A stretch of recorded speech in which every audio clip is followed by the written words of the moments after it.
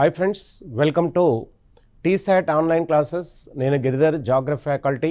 So ఇక్కడ టీశాట్ క్లాసెస్లో మనం ప్రధానంగా ప్రపంచ భూగోళ శాస్త్రానికి సంబంధించిన అతి ప్రధానమైన అంశాలని మనం ఇక్కడ చర్చించుకుంటున్నాం.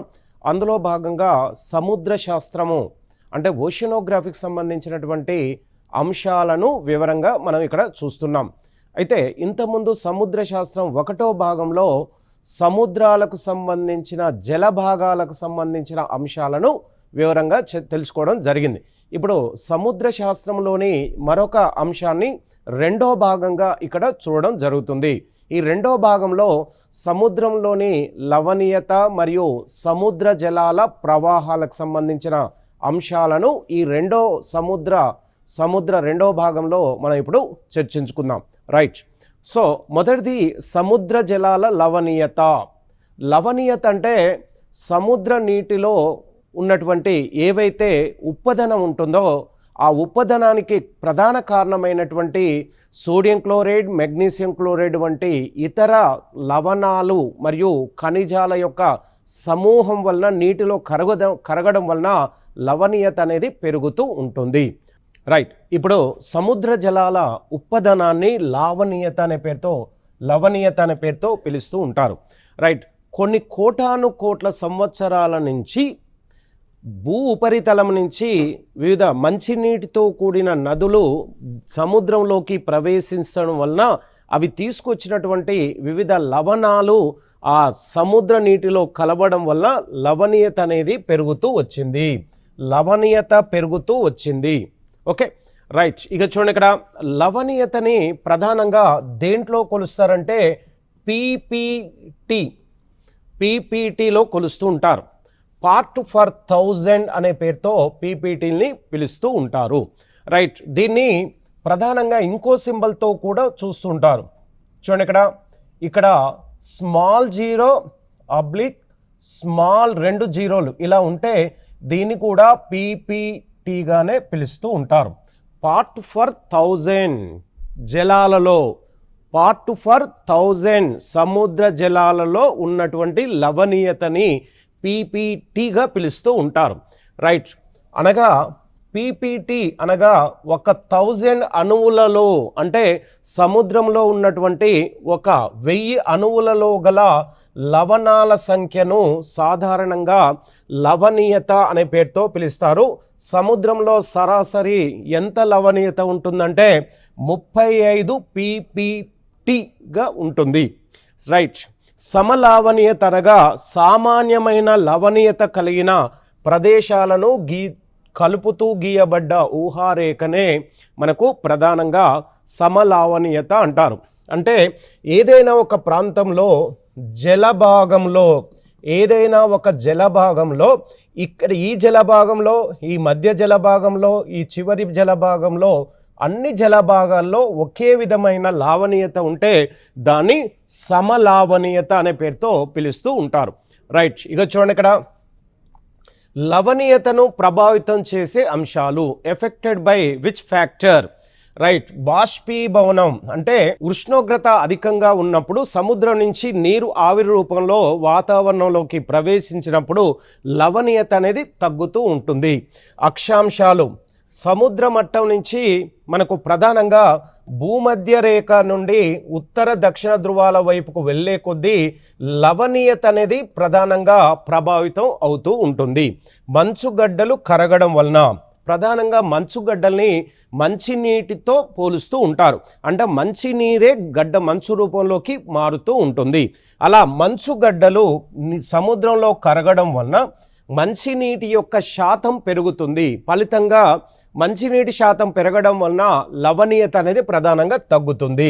కాబట్టి మంచుగడ్డలు కూడా లవణీయతను ప్రభావితం చేస్తాయి. సముద్ర ప్రవాహాలు భూమధ్య రేఖ నుంచి ధృవాల వైపుకు వెళ్ళే కొద్దీ మనకు ప్రధానంగా ఇవి నీటి ఆవిరిని ధృవాల వైపుకు మోసుకు వెళ్తాయి. అలా మోసుకు వెళ్ళే క్రమంలో అక్కడ నీరు ధృవాల వైపుకు వెళ్ళే కొద్దీ అక్కడ భూమధ్య రేఖ వద్ద ఉన్నటువంటి సముద్ర ఉపరితల ప్రాంతం అంతర్భాగంలో నీటి యొక్క శాతము తగ్గుతుంది. సముద్ర ప్రవాహాలు భూమధ్య రేఖ నుంచి ధ్రువాల వైపుకు వెళ్లే కొద్దీ ఉష్ణ ప్రవాహం వలన ధ్రువాల వైపుకు నీరు ప్రవాహము ఎక్కువగా ఉంటుంది. అప్పుడు నీరు ధ్రువాల వైపుకు వెళ్లే కొద్దీ సముద్ర అంతర్భాగంలో అంటే భూమధ్య రేఖ వద్ద లవణీయత అనేది పెరుగుతూ ఉంటుంది. అంటే సముద్ర ప్రవాహాలు కూడా లవణీయతను ప్రభావితం చేస్తాయి. ప్రపంచ పవనాలు చూడండి, ఇక్కడ మనకు తూర్పు వైపున ఈశాన్య దిశ నుంచి ఈశాన్య వ్యాపార పవనాలు, ఆగ్నేయ దిశ నుంచి ఆగ్నేయ వ్యాపార పవనాలు, పశ్చిమ దిశ నుంచి ప్రపంచ పశ్చిమ పవనాలని 3 రకాలైనటువంటి పవనాలు. ఈ పవనాల్ని ప్రపంచ పవనాలు అంటారు. ఈ ప్రపంచ పవనాల ప్రభావితం చేత కూడా సముద్రంలోని లవణీయత ప్రభావితం అవుతూ ఉంటుంది. పెద్ద నదులు వచ్చి సముద్రంలో కలవడం, పెద్ద నదులు సముద్రంలో కలిసినప్పుడు కూడా లవణీయత అనేది తగ్గుతుంది.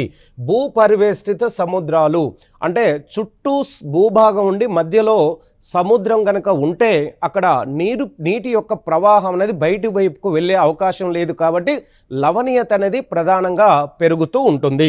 మరియు లోతు, ఈ 8 అంశాలు లవణీయతను ప్రభావితం చేస్తాయి. హిందూ మహాసముద్రంలో సాధారణంగా లవణీయత యొక్క సరాసరి శాతం ఎంత ఉంటుందంటే 35 ppt ఉంటుంది. అదేవిధంగా అట్లాంటిక్ మహాసముద్రంలో 36 ppt ఉంటే సగటు లావణీయతగా వీటిని పిలుస్తారు. అంటే హిందూ మహాసముద్రంలో సగటు లావణీయత 33 ppt, అట్లాంటిక్ మహాసముద్రంలో 36 pptగా ఉంటుంది. ఇవన్నీ ఈ 2 సముద్రాల్లో సరాసరి లావణీయతగా పిలుస్తారు. అత్యధిక లావణీయతను కలిగిన జలభాగాలు భూ ఉపరితలంలో వాన్ సరస్సు, ఇది 1000 అణువులలో మనకు 330 pptలు ఉంటాయి. అంటే వాన్ సరస్సు టర్కీలో ఉంది. మృత సముద్రం ఇజ్రాయెల్ దేశంలో ఉంది. ఇక్కడ ఈ సముద్రంలో 238 pptలుగా ఉంటుంది. గ్రేట్ సాల్ట్ లేక్, ఇది అమెరికాలో ఉంది. ఇది 220 pptలుగా దీనిలో ఉన్న లవణీయత. బాల్టిక్ సముద్రం ఇది 3 నుంచి 15 pptలుగా ఉంటుంది. అదేవిధంగా హడ్సన్ అఖాతం, ఇది మనకు ప్రధానంగా ఇది ప్రపంచానికి ఉత్తర భాగంలో 3 నుంచి 15 pptలుగా ఇక్కడ దీని యొక్క లవణీయత. అంటే ప్రపంచంలో అత్యధిక లావణీయత కలిగిన సముద్రాలు తీసుకుంటే, జలభాగాలు తీసుకుంటే వాన్ సరస్సు, మృత సముద్రము, అదేవిధంగా గ్రేట్ లేక్. అతి తక్కువగా ఉన్నది బాల్టిక్ సముద్రం, హడ్సన్ అఖాతం. సముద్రం నీటిలో ఉన్న లవణాల గురించి మనం వివరంగా చూద్దాం. అంటే సముద్రం నీటికి ఉప్పు గుణం రావడానికి కారణమైనటువంటి లవణాలు ప్రధానంగా వీటిని పిలుస్తూ ఉంటారు. సోడియం క్లోరైడ్ అనేది అతి ప్రధానమైనటువంటి లవణం. ఇది 77.8% సముద్రం నీటిలో అత్యధికంగా ఉంటుంది. అంటే సోడియం క్లోరైడ్. Okay, right. రెండవ అతి ప్రధానమైనది ఉప్పుదనం రావడానికి మెగ్నీషియం క్లోరైడ్, ఇది 10.9% ఉంటుంది. మెగ్నీషియం సల్ఫేట్ 4.7% ఉంటుంది. కాల్షియం సల్ఫేట్ 3.6%గా ఉంది. పొటాషియం సల్ఫేట్ ఇది 2.5% ఉంటే మనకు కాల్షియం కార్బోనేట్ 0.3% ఉంది.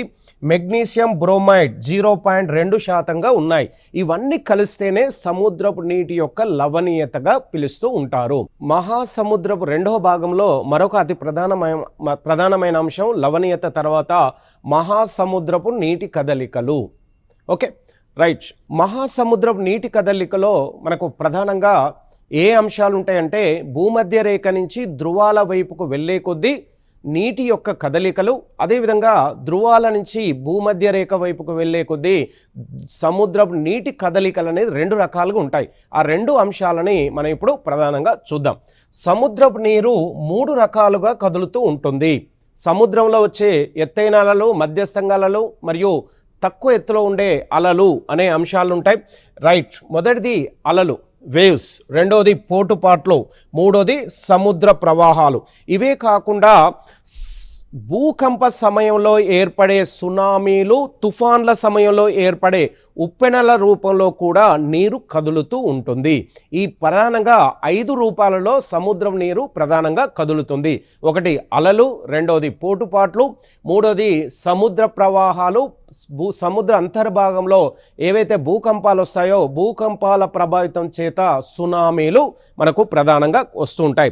సముద్రంలో తుఫాన్లు వచ్చినప్పుడు ఉప్పెనలు కూడా వస్తాయి. ఈ ఉప్పెనలు కూడా మనకు ప్రధానంగా సముద్ర ప్రవాహంలోని భాగంగానే చూస్తాం. రైట్. అలలు విశాల సముద్ర ఉపరితలం మీద మనకు ప్రధానంగా పవనాల యొక్క ఒరిపిడి శక్తి వలన కదలికలు ఏర్పడతాయి. వాటినే ప్రధానంగా అలలు అంటారు. సముద్ర ఉపరితలం మీద పవనాలు అంటే భూ ఉపరితలం మీదకి వివిధ రకాల పవనాలు వీస్తుంటాయి. ఆ పవనాల ప్రభావితం చేత నీరు ఎత్తుగా నీరు అలల రూపంలో ప్రధానంగా మనకు కనబడుతూ ఉంటుంది. అలా కనబడడానికి కారణం ఏంటంటే నీటిలో జరిగే ఒరిపిడి శక్తి వలన మనకు అలలు వస్తూ ఉంటాయి. రైట్. ఇక చూడండి, వీటి ఎత్తైన భాగాన్ని శృంగంగా మరియు లోతైన భాగాన్ని ద్రోణిగా పిలుస్తూ ఉంటారు. ఇలా అలలు వచ్చినప్పుడు ఎత్తైన భాగాన్ని శృంగమని, అదేవిధంగా మనకు పల్ల ప్రాంతంలో ఉన్నటువంటి ఈ జల భాగాన్ని ద్రోణి అనే పేరుతో ప్రధానంగా పిలుస్తూ ఉంటారు. రైట్. పోటుపాట్లు ఒక రోజు వ్యవధిలో సముద్ర మట్టం 2 సార్లు పెరగడం మరియు అలా 2 సార్లు తగ్గడాన్ని పోటుపాట్లుగా పిలుస్తారు. ఇలా సముద్ర మట్టం పెరగడాన్ని పోటు అని, అదేవిధంగా సముద్ర మట్టం తగ్గడాన్ని పాటు అనే పేరుతో పిలుస్తూ ఉంటారు. రైట్. పోట్లపాట్లకు ప్రధాన కారణం సూర్యచంద్రుల గురుత్వాకర్షణ శక్తి మరియు భూ అపకేంద్ర బలాలు. అంటే భూ ఉపరితలం పైన సూర్యుడు చంద్రుల యొక్క ప్రభావము ప్రధానంగా అన్ని సమయాల్లో మనకు ప్రధానంగా ఉంటుంది. భూ ఉపరితలంలో సముద్ర ఉపరితలంపై సూర్యచంద్రుల యొక్క ప్రభావం గురుత్వాకర్షణ శక్తి అత్యధికంగా ఉంటుంది. మరి సూర్యుడు దూరంగా ఉండడం వల్ల చంద్రుని యొక్క గురుత్వాకర్షణ శక్తి మహా అత్యధికంగా ఉంటుంది. అదేవిధంగా భూమి తన చుట్టూ తాను తిరిగేటప్పుడు భూమధ్య రేఖ ఉపరి దగ్గర నుంచి కొన్ని రకాల బలాలు బాహ్య వైపు కదులుతూ ఉంటాయి. ఆ శక్తులని భూ అపకేంద్ర బలాలుగా పిలుస్తూ ఉంటారు. రైట్. పోటుపాట్లకు మధ్య సముద్ర మట్టంలో గల తేడాను వేల పరిమితి అనే పేరుతో పిలుస్తారు. పోటుపాట్లు వచ్చినప్పుడు ఈ పోటుపాట్ల మధ్య ఎత్తుపల్లాల మధ్య ఉన్నటువంటి ఈ ఎత్తుపల్లాల్లో ఉన్నటువంటి నీటి యొక్క కదలికల యొక్క ప్రభావ ఫలితంగా వేల పరిమితి అనేది ఏర్పడుతూ ఉంటుంది. అత్యధిక వేల పరిమితి కెనడా తీర ప్రాంతంలో ఫండీ అగాధంలో మనకు ప్రధానంగా కనబడుతూ ఉంటుంది. రైట్. నార్త్ అమెరికా ఖండంలో ఇక్కడ ఫండీ అగాధం అనే ఒక అగాధం ఉంది. ఇక్కడ మనకు అత్యధికంగా పోటుపాట్లకు సంబంధించి పోటుపాట్ల యొక్క ఎత్తు, శృంగం ఎత్తు మరియు ద్రోణి ఎత్తు అత్యధికంగా ఉంటుంది. ఇక్కడ ఈ వేల పరిమితి యొక్క ఎత్తు సరాసరి 18 మీటర్లుగా ఉంటుంది. ఎక్కడ? ఫండీ అగాధంలో. రైట్. భారతదేశంలో గుజరాత్ తీరంలో ఓఖా వద్ద కూడా 2.5 మీటర్లు వేల పరిమితి ప్రధానంగా ఉంటుంది. మనకు వేల పరిమితి అంటే ఈ పోటుపాట్ల యొక్క ఉపయోగాలు ఏంటి అనే విషయాన్ని తీసుకుంటే, ఇది తీర ప్రాంతంలో చేపలు పట్టే వారికి ప్రధానంగా ఈ పోటుపాట్లు అత్యధికంగా సహకరిస్తూ ఉంటాయి. నదీ ముఖద్వారాల వద్ద ఏర్పడే నిక్షేపాలను కూడా ఇది ప్రభావితం చేస్తుంది. నదీ తీర ప్రాంతంలోకి ప్రధానంగా ఖండాంచు భాగంలో అత్యధికంగా ముడి చమురు, అదేవిధంగా సహజ వాయువు సంబంధించినటువంటి ఖనిజాలు తీర ప్రాంతంలో అత్యధికంగా దొరకడానికి గల కారణం పోటుపాట్లు. అదేవిధంగా ఉప్పు తయారీకి కూడా మనకి పోటుపాట్లు ఎక్కువగా సహకరిస్తూ ఉంటాయి. తరంగ విద్యుత్ ఉత్పత్తి చేయడానికి అంటే వేవ్స్ పవర్ని ఉత్పత్తి చేసేందుకు కూడా మనకి ఇవి అత్యధికంగా ఉపయోగపడతాయి. కొన్ని ఓడరేవులు కూడా పోటుపాట్ల మీద ఆధారపడి ఎక్కువగా ముందుకు వెళ్తుంటాయి. ఉదాహరణకు కాన్లా ఓడరేవు లివర్పూల్ అనేది అమెరికాలో ఉంది. కాన్లా ఓడరేవు వద్ద భారతదేశంలో అత్యధికంగా పోటుపాట్ల యొక్క ప్రభావితం చేత కాన్లా ఓడరేవులో సముద్ర తీరానికి ఓడలు వేగంగా రావడానికి, అదేవిధంగా సముద్రంలో ఎక్కువ వేగంగా సముద్రంలోకి ఓడలు ప్రవేశించేందుకు ఈ పోటుపాట్లు ప్రధానంగా ఉపయోగపడతాయి. రైట్, సముద్ర ప్రవాహాలు, ప్రధానమైన ప్రవాహాలు ఇవే. రైట్, సముద్రంలో నీరు నిర్దిష్ట లక్షణాలతో నిర్దిష్ట దిశలో మరియు నిరంతరం ప్రవహించడానికి సముద్ర ప్రవాహాలు అంటారు. రైట్, ఇక చూడండి, ఇక్కడ సముద్ర ఉపరితలంలో ఇటు భూమధ్య రేఖ నుంచి కానీ ఇటు ధ్రువాల నుంచి కానీ మనకు నిర్దిష్ట లక్షణాలు ఒకే దిశలో మరియు నిరంతరము ఎల్లవేళలా అన్ని కాలాల్లో కూడా భూమధ్య రేఖ నుంచి ధ్రువాల వైపుకు తరంగాలు ప్రవహిస్తాయి, సముద్ర తరంగాలు. అదేవిధంగా ధ్రువాల నుంచి కూడా భూమధ్య రేఖ వైపుకు ప్రత్యేకించి నిర్దిష్ట లక్షణాలు, దిశ మరియు నిరంతరము ఈ సముద్ర ప్రవాహాలు అనేవి ఉపరితల ప్రాంతంలో మనకు ప్రధానంగా ఉంటాయి. వీటిని సముద్ర నదులు అంటారు. నీరు అలల రూపంలో ధ్రువాల వైపుకు ఇలా వెళ్తూ ఉంటాయి. ఇలా భూమధ్య రేఖ నుంచి ధ్రువాల వైపుకు ఇవి అలల రూపంలో మనకు ప్రధానంగా నదీ ప్రవాహం ఎలా ఉంటుందో అలా నీరు కూడా నదుల రూపంలో ధ్రువాల వైపుకు, ధ్రువాల నుంచి సముద్రాల వైపుకు నదుల రూపంలో మనకు ప్రధానంగా ఈ సముద్రాలు కదులుతూ ఉంటాయి. ఇక చూడండి, ఇక్కడ వీటిని సముద్ర నదులు అనే పేరుతో ప్రధానంగా పిలుస్తారు.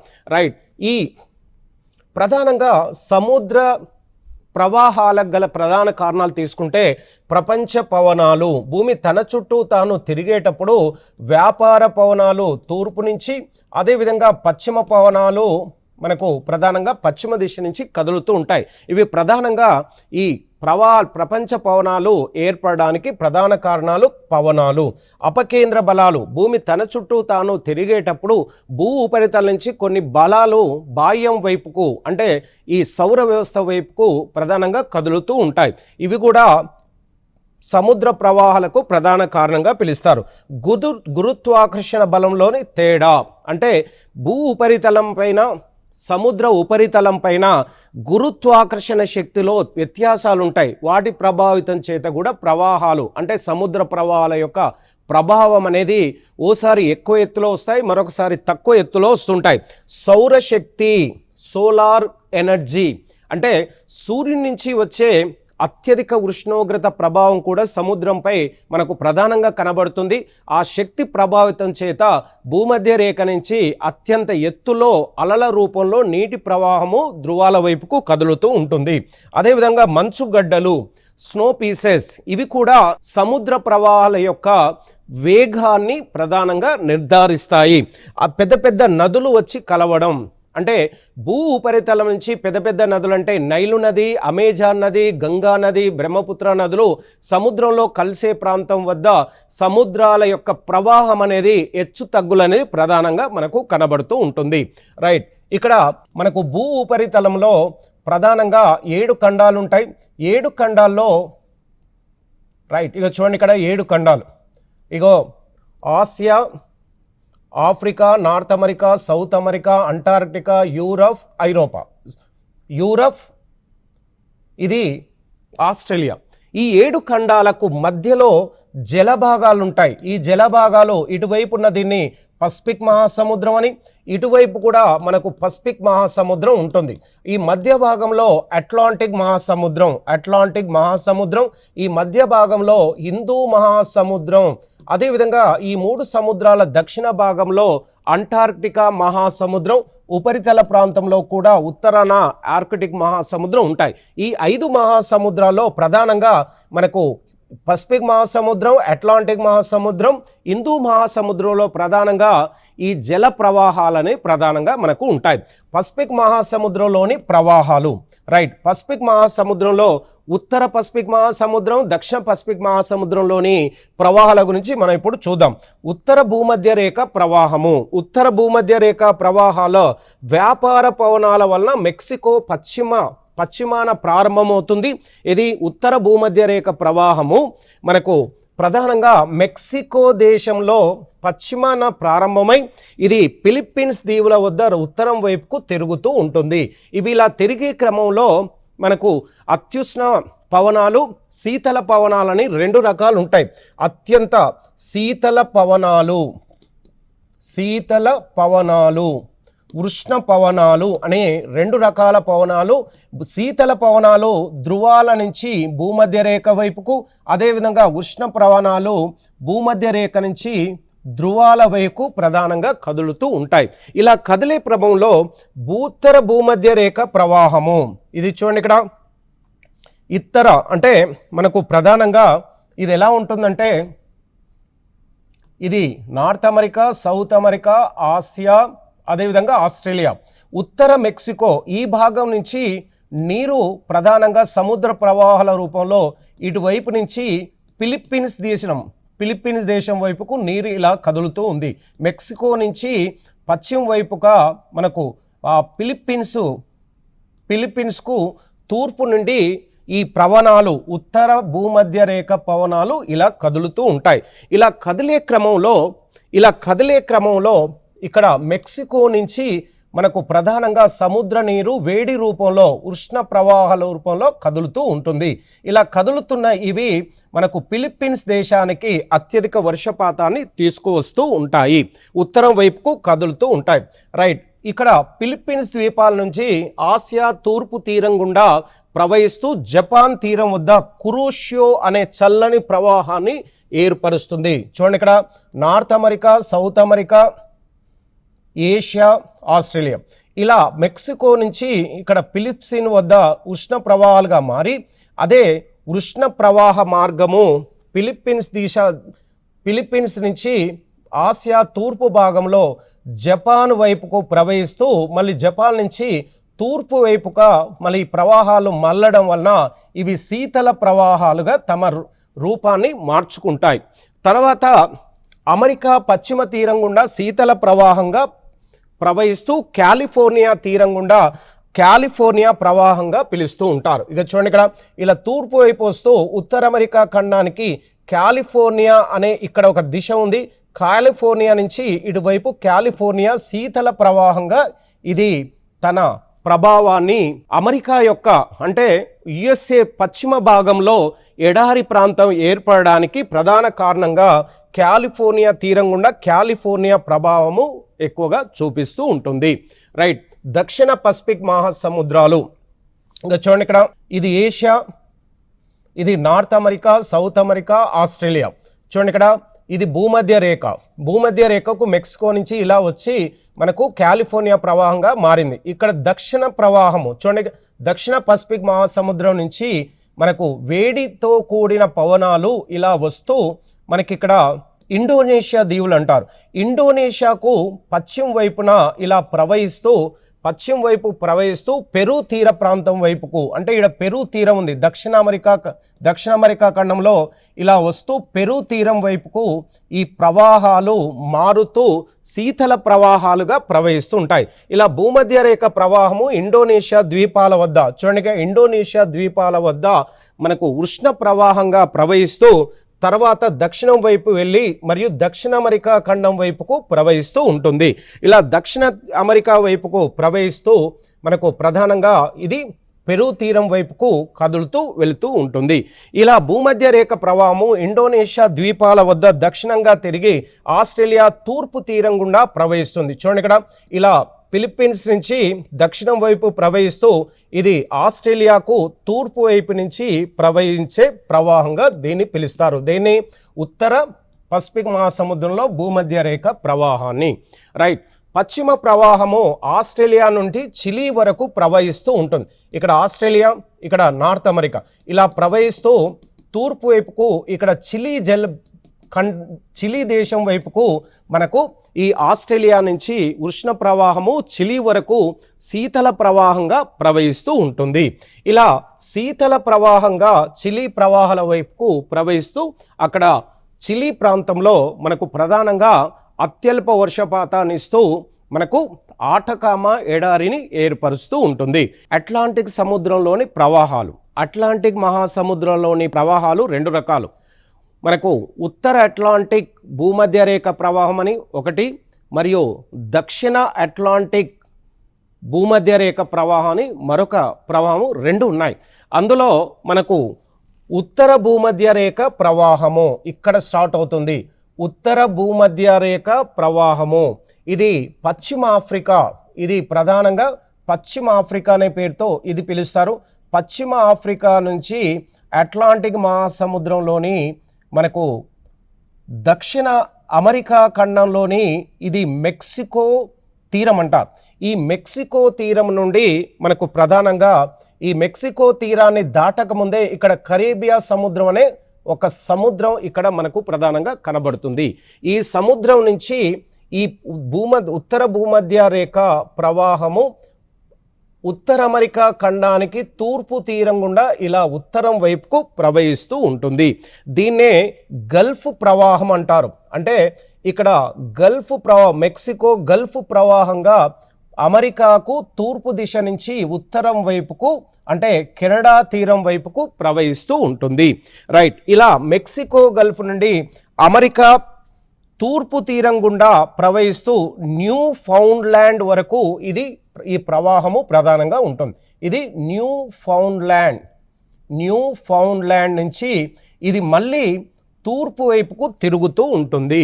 ఎలా తిరుగుతుందంటే ఈ పశ్చిమ పవన ప్రవాహము న్యూ ఫౌండ్ ల్యాండ్ నుండి తూర్పు భాగాన ఉన్నటువంటి ఆఫ్రికా ఖండానికి ఉత్తరాన ఉన్న యూరప్, ఇలా నార్త్ అమెరికా ఇలా ప్రవహిస్తూ అమెరికాకు తూర్పు నుంచి ప్రవహిస్తూ ఇక్కడ న్యూ ఫౌండ్ నుంచి మనకు యూరప్ వైపుకు అంటే తూర్పు వైపుకు తిరుగుతూ ఇక్కడ మనకు ప్రధానంగా నార్వే దేశం వరకు ప్రవహిస్తూ ఉంటుంది. ఇలా నార్వే దేశం వైపుకు ప్రవహిస్తూ అలా ప్రవహిస్తున్న ఈ ప్రవాహాన్ని కెనరీ శీతల ప్రవాహంగా పిలుస్తూ ఉంటారు. కెనరీ శీతల ప్రవాహము ఐరోపా పశ్చిమ తీరాన కెనరీ ద్వీపాల వైపుకు ప్రవహిస్తూ ఆఫ్రికా పశ్చిమ తీరం గుండా ఇలా ప్రవహిస్తూ ఇక్కడ సహారా ఎడారి ఏర్పడేందుకు ప్రధాన కారణంగా శీతల ప్రవాహముగా పిలుస్తూ ఉంటారు. రైట్, ఇక లాబ్రాడర్ శీతల ప్రవాహము గ్రీన్లాండ్ అంటే ఉత్తర అమెరికా ఖండంలో గ్రీన్లాండ్ గుండా ఒక చల్లటి శీతల ప్రవాహమే లాబ్రాడర్ శీతల ప్రవాహము.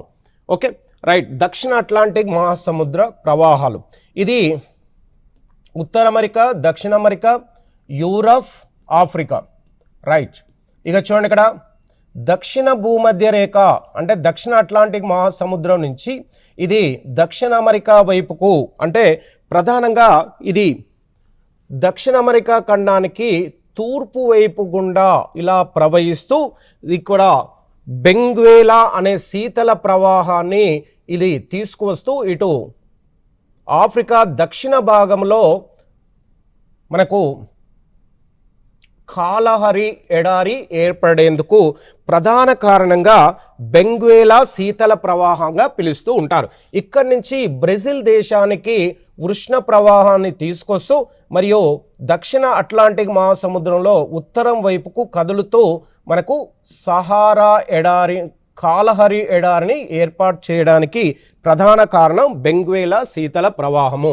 హిందూ మహాసముద్రంలోని ప్రవాహాల్లో మనకు ప్రధానంగా తీసుకుంటే దక్షిణ భూమధ్య రేఖ ప్రవాహము. ఇక చూడండి ఇక్కడ దక్షిణ భూమధ్య రేఖ ప్రవాహము ఇది భూమధ్య రేఖ. ఇక్కడ దక్షిణ భాగంలో ఇది ఉత్తర హిందూ మహాసముద్రంలో రెండు భాగాలుగా ఉంటాయి.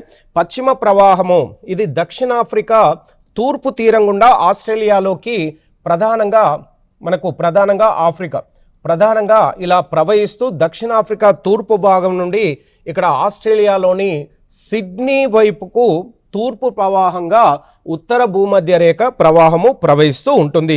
అలా ప్రవహిస్తూ ఆస్ట్రేలియా పశ్చిమ భాగంలో మనకు ప్రధానంగా శీతల ప్రవాహంగా ఇది రూపాంతరం చెందుతుంది. ఉత్తర హిందూ మహాసముద్రంలోని భాగము. ఉత్తర హిందూ మహాసముద్రంలో ప్రధానంగా భూమధ్య రేఖ ప్రవాహం వలన ఇక్కడ ఇండియా భూమధ్య రేఖ ప్రభావితం చేత మిగిలిన ప్రవాహాలతో పోల్చుకుంటే ఈ ఉత్తర హిందూ మహాసముద్రంలో మనకు చాలా వరకు ప్రవాహాలకు సంబంధించిన అంశాలు ప్రధానంగా తక్కువగా కనబడుతూ ఉంటాయి. రైట్. భారత ద్వీపకల్ప భూభాగము హిందూ మహాసముద్రంలోకి లోపలికి మునిగిపోయినట్టుగా ఉండడం వలన ఇది నైరుతి ఋతుపవనాలు ఈశాన్య ఋతుపవనాల వలన మనకు ప్రధానంగా ఈ భాగంలో శీతల పవనాల కంటే ఉష్ణ పవనాలే ప్రధానంగా ఎక్కువగా కనబడతాయి. ప్రధానంగా ఖండాల పశ్చిమ భాగంలో అత్యధికంగా ఎడారులు ఏర్పడడానికి ప్రధాన కారణం కెనరీ శీతల ప్రవాహం వలన సహారా ఎడారి ఏర్పడింది.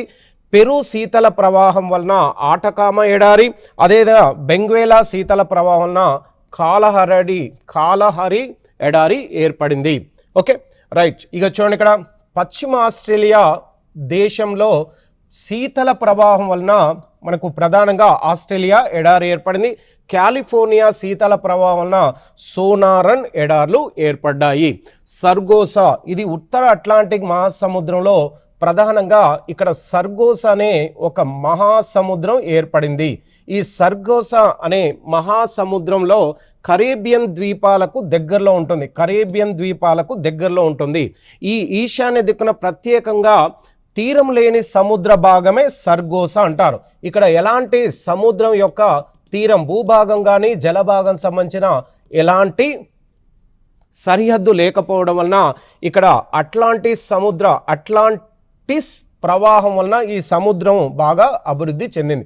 అట్లాంటిస్ అనే ఒక ప్రవాహము ఈ సర్గోసా సముద్ర చుట్టూ ప్రవహిస్తూ ఈ సముద్రాన్ని మనకు ప్రధానంగా రక్షిస్తుండడం వలన మనకు అంటిలిస్ అనే ప్రవాహం వలన సర్గోసా అనే ఈ మహాసముద్రం రక్షించబడుతుంది. మహాసముద్రాలకు సంబంధించినటువంటి ఈ రెండవ భాగంలో ప్రధానంగా ఈ ప్రవాహాలు లవణీయత వంటి అంశాలను వివరంగా చూడడం జరిగింది. ఓకే.